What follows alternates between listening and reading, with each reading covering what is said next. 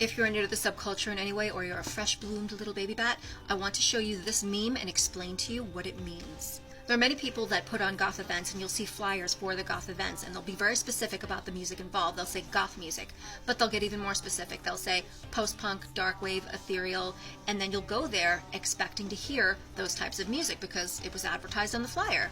And you get there, you get dolled up, you pay whatever cost it is in gas or transportation to get there, you pay the cover charge, and you go in, and there's not a goth song to be heard.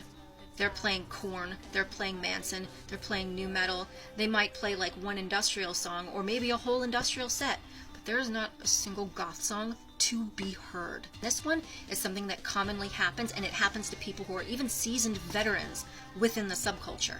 And this is the bait and switch crap that these DJs pull sometimes. They use goths in order to actually make numbers so it looks good in the eyes of the venue, but then they punish them by not playing their music because in their eyes, they don't buy enough drinks. So what they do is, they'll put the name goth on the flyer, they'll put all the subgenres, you go out, you listen to a whole industrial set because they will cater to the industrial crowd, and you don't hear a single goth track.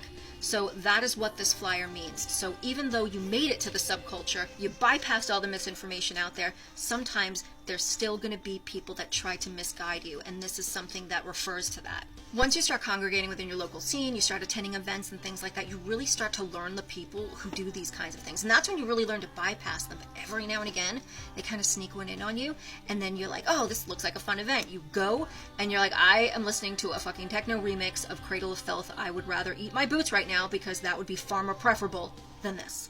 So music on the flyer versus music at the event. That is essentially what this meme means.